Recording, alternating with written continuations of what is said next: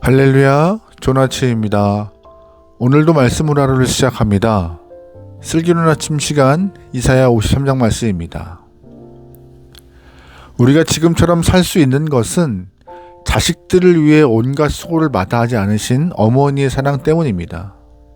자식들이 장성해서 본인의 삶을 돌아볼 때 자신들이 당해야 될 일들을 어머니가 대신 지고 가셨기 때문에 우리는 이만큼 살 수 있는 것이죠. 나는 가난하게 살아도 자식에게는 가난을 물려주지 않겠다라고 마음 먹으시면서 밤낮 일하셨고, 아이들 기죽이지 않겠다는 마음으로 물심양면 아끼지 않고 지원하셨습니다. 어머니의 수고와 사랑이 원동력 되어 지금의 내가 있는 것이기에 우리는 어머니를 생각하면 가슴이 뜨거워지죠. 오늘 이사야 53장에서는 이사야 선지자가 어머니 사랑보다 훨씬 더 크고 깊은 그리스도의 사랑을 말하고 있는데요. 이사야 선지자는 자신이 예언한 메시아가 어떤 모습으로 우리에게 등장하는지 분명히 기록하고 있습니다. 2절 말씀이에요. 그는 주 앞에서 자라나기를 연한 순 같고 마른 땅에서 나온 뿌리 같아서 고운 모양도 없고 풍채도 없은즉 우리가 보기에 흠모할 만한 아름다운 것이 없도다. 아멘. 우리는 복음서를 통하여서 예수님의 모습을 잘 알고 있습니다. 하지만 본문이 기록할 당시의 사람들은 자신들의 마음을 투영해서 메시아의 모습을 그렸을 것이에요. 나라가 침략당하고 성전이 불타는 것을 목격하면서 남녀 사람들은 힘센 메시아, 강한 메시아를 꿈꿨을 것입니다. 그런데 이사야가 당시 메시아에 대한 예언을 보면은요, 장차 오실 메시아의 모습이 2절 말씀에서 연한 순과 같대요. 또한 마른 땅에서 나온 뿌리와 같다라고 말하고 있습니다. 강한 모습은 전혀 없어요. 자신들이 기대했던 메시아의 모습이 아닐 것입니다.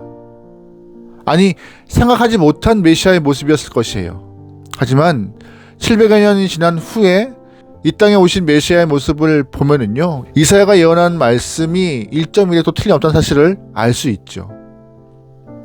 이 땅에 오신 메시아는 권력의 정점인 왕의 가문에서 태어난 것이 아닙니다.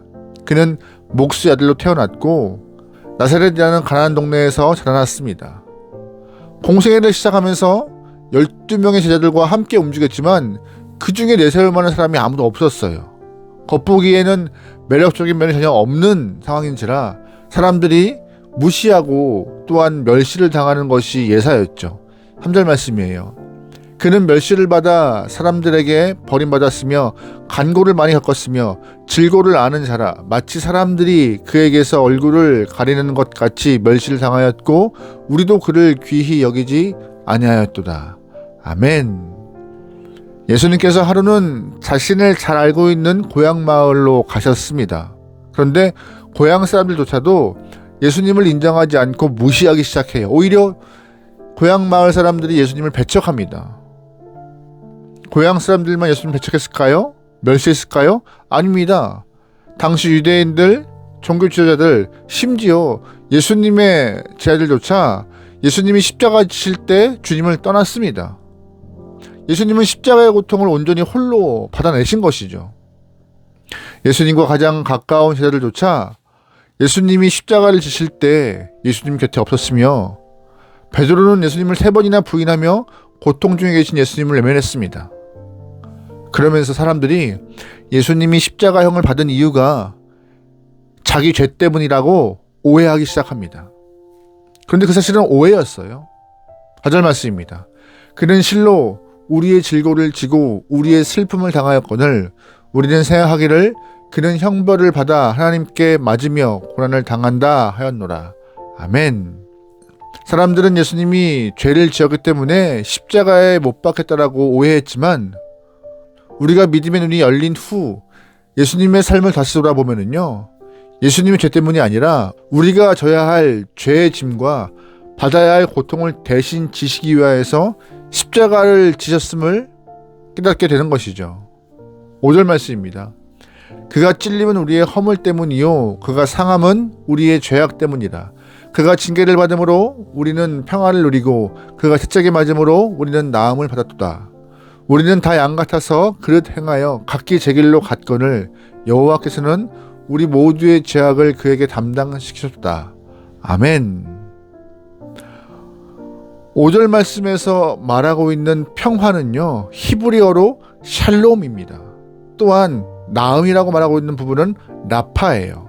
우리가 샬롬을 간단하게 인사말 정도로 알고 있지만 전혀 그렇지 않습니다. 샬롬은요, 회복된 평화를 의미하는 것이에요. 여러분, 평화가 언제 주어지는지 아세요? 값을 지불한 이후에 평화가 임하는 것입니다. 평화는요, 값 없이 공짜로 주어지는 것이 아니라 철저하게 값을 지불한 이후, 또한 피 흘림 이후에 주어지는 것이에요. 전쟁 이후에 주어지는 평화, 희생 이후에 주어지는 평화가 우리가 누리고 있는 샬롬의 평화인 것임을 꼭 기억하셔야 합니다. 그래서 예수님은 우리에게 평화를 주시기 위하여서 자신의 몸으로 대가를 지불하셨어요. 온몸이 찢겨 나가는 고통을 겪어야 했고 십자가에서 피 흘려 죽음으로 죄의 값을 지불했기 때문에 지금 우리 영혼들이 평화를 누리고 있음을 기억해야 합니다. 사실 내가 당해야 할 고통이고 내가 짊어져야 될 십자가고 내가 죽어야 할 자리였음에도 불구하고 주님께서 대신 죽으심으로 하나님과 우리 사이에 샬롬의 평화를 허락하신 것이죠. 예수님께서 대신 죽으심으로 죄의 값을 지불하지 않았다면 샬롬의 평화는 불가능했습니다. 지금 우리가 가볍게 또한 반갑게 샬롬이라고 인사할 수밖에 없는 이유, 그 이유는요, 바로 예수님께서 대신 십자가에서 죽으셨기 때문에, 값을 지불하셨기 때문에 가능한 평화인 것입니다. 그러기에 예수님을 향한 감사의 마음, 사랑의 마음 잃지 않고 주님께 우리의 마음을 온전히 드릴 수 있는 귀한 영혼 되면 좋을 것 같아요. 그뿐입니까? 아니에요. 예수님이 대신 매맞으심으로 우리는 나음을 입었어요. 치유가 된 것이죠. 우리는 죄 때문에 죽음을 향해 달려가는 인생이 되었고 죽을 수밖에 없는 존재가 되었습니다. 하지만 예수님이 나 대신 매맞으심으로 우리는 온전한 치유와 회복, 라파의 자유를 얻게 된 것입니다. 여기에서 중요한 것은 대신 매맞고 대신 죽으셨다는 사실입니다. 이 땅에 돈 많은 사람 참 많습니다. 권세자들도 참 많아요. 하지만 나 대신 나를 위하여서 대신 죽고 대신 매맞을 사람은 한 사람도 없습니다. 그러나 예수님께서 대신 매맞고 대신 죽으신 것으로 오늘 우리를 살게 하는 생명과 힘을 얻게 된 것이죠.